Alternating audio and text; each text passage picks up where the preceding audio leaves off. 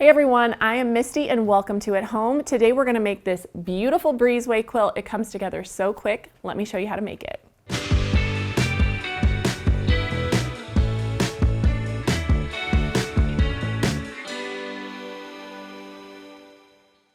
This Breezeway quilt is so much fun to make. This is your block right here, and so it's actually made up of two different methods of making half square triangles. We have these larger and of course the smaller ones that make our little secondary pinwheels. I think it's super fun. It comes together really quick, and to make it you are just going to need one package of 10-inch print squares. I use this beautiful collection called Meadow by Nancy Rink for Andover. You're also going to need a package of your background 10-inch squares. In addition to that, you're going to need an accent fabric. You'll need 1 yard. I use this beautiful blue. You'll also need 2/3 of a yard of that same color of background. You just need a little bit of extra. For your backing, you either need 5 1/4 yards with vertical seams, or I use this beautiful floral that is a 108, and you'll need 2 1/8 yard. You'll also need a squaring tool. I'm using the Clearly Perfect Trimmer B2, and then a marking tool, and of course your rotary cutter and ruler. So let's get started. All right, so up first, we are going to pair our print 10-inch squares with our background 10-inch squares, and you're going to use, I think it's all but 2 of the pack. You're going to go ahead and pair these up, and then I'm going to just draw a line. And we're using the 2 at a time method for these large half square triangles. And so I will just draw the line, and then we'll take this to the machine and sew 1/4 inch away on both sides. So let's go ahead and do that.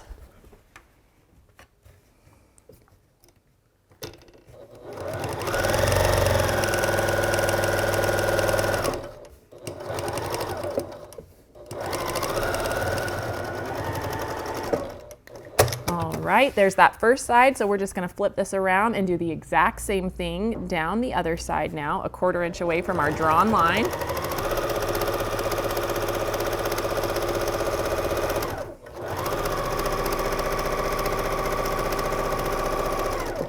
There we go.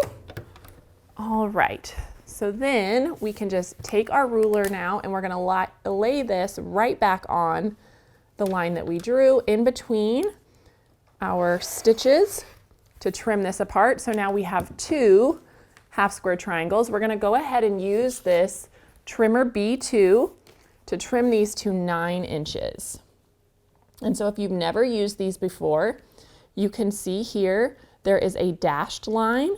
I'm going to line that dashed line up with my stitch line, and then I will trim off the excess. Ooh, make sure that's straight there. There we go. And then I just need to shave a little bit off here. And we can go ahead and get rid of these little notches, like so. And so you'll go ahead and square up all of your half square triangles like this from your pack. And then once you have squared it, we're going to press these towards the print side or the dark side.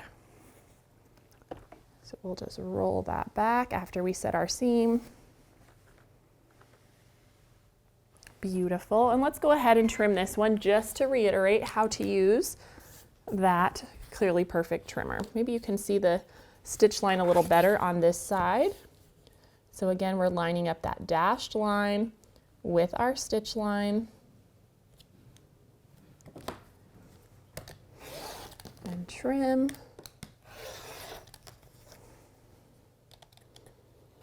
And then that just helps get rid of that bulk. And once again, we're going to set that seam and then roll it back. Easy peasy. Okay, that is our large half square triangles. So now we're going to move on to making the small. And so in order to do that, I have also cut 10-inch squares of my accent fabric. And of course, some of these are going to come from that extra background yardage as well, since we used the package of 10-inch squares to match up with our prints. And so we're going to pair these 2 right sides together. So if you're using a print, you want to make sure that they are right sides facing. And so now I'm going to use my 5x15 ruler, and I'm going to lay this right along the edge, and I'm going to draw a line vertical and horizontal. There we go. Perfect. And so now what I'm going to do is I'm going to sew all the way around the outside, and then I'm also going to sew a 1/4 inch seam on both sides of these drawn lines. And this is going to give us 16 half square triangles. So let's go ahead and go all the way around the 4 outer edges first.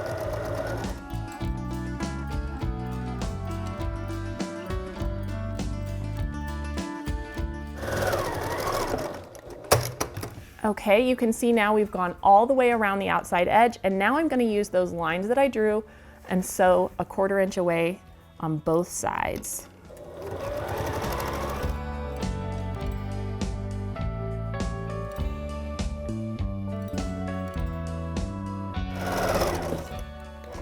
Beautiful. All right, so you can see this is how that's going to look once we have it all stitched up. We've sewn all the way around the outside edge and on both sides of these drawn lines, and that's going to give us essentially 4 5-inch squares that we've sewn all the way around the edge of. So if you have a bunch of extra 5-inch squares, you could use those as well, but this is just a great time saver when we are working with our 10-inch squares. And so now I'm going to cut on those drawn lines to give myself these individual 5-inch squares that we've sewn all the way around. And so once those are separate, then I can use my ruler and I can lay this corner to corner and cut it in both directions. And so each one of these little units will give us 4 half square triangles for a total of 16 when we do this method. So here we go. So cute. And so I have a bunch of these already squared. We want to square them up to 3 inches. And so you can use this same trimmer tool. Again, lining up our dashed line with the stitch line and trimming off our excess. Ooh. The notch doesn't actually go all the way up to that measurement, so here's another little trick. You just want to cut these at an angle and make sure that you're not cutting through your stitches, and that's just going to get rid of that bulk. So if you don't want to use the notches, you can always just do that. You can also trim it with scissors. So let's go ahead and give this a press now. We're going to need 2 of these for each of our larger half square triangles. Let me find my extras I have here that are already squared. And so now we can take these and we can take one of our large half square triangles, and we are going to place this on the corner so that these seams intersect. We want the accent to be pointing towards the background of the larger half square triangle. And then we can lay our ruler, or if you have diagonal seam tape on your machine, you could just use that. But I'm going to draw this line, and this time we're going to stitch right on that line. And I'm going to go ahead and prep one for the other side as well. This just makes it go really fast. So that drawn line, your stitch line, is always going to intersect those smaller half square triangles. So let's now take this over to the machine and we'll stitch right on those lines that we drew. I like to just feel it, make sure my seams are nesting. And if you press towards the dark side both times, they're automatically going to be doing that for you. And then now we can just stitch straight across here. There's side number 1. We can just flip it around. Again, double check, make sure everything is lined up. Beautiful. And we will just stitch point to point.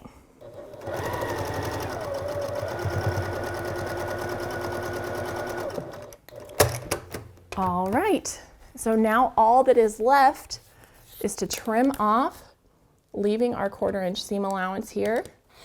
If you wanted to save some tiny little 1/4 square triangles, you absolutely could for another project by stitching a 1/2 inch away, but they're going to be real small if you do that. I'm just going to add them to my scrap bin for now. And so now we can go ahead and just set these seams again, roll them back, and our block is that easy. It's so quick. And it looks just like that. And that is this entire quilt. So let's go ahead and look at the quilt behind me. We have 1, 2, 3, 4, 5, 6, 7, 8 across by 10 down.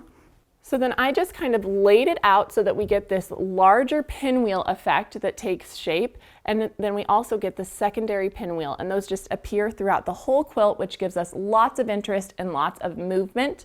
It measures 68 across by 85 down, and I quilted it with this really fun pattern called Chantilly lace.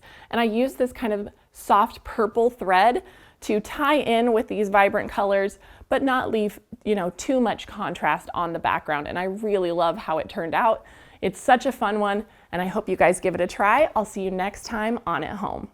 Hey everyone, thank you so much for watching At Home. We're so excited to be almost 1 million quilters strong here at Missouri Star.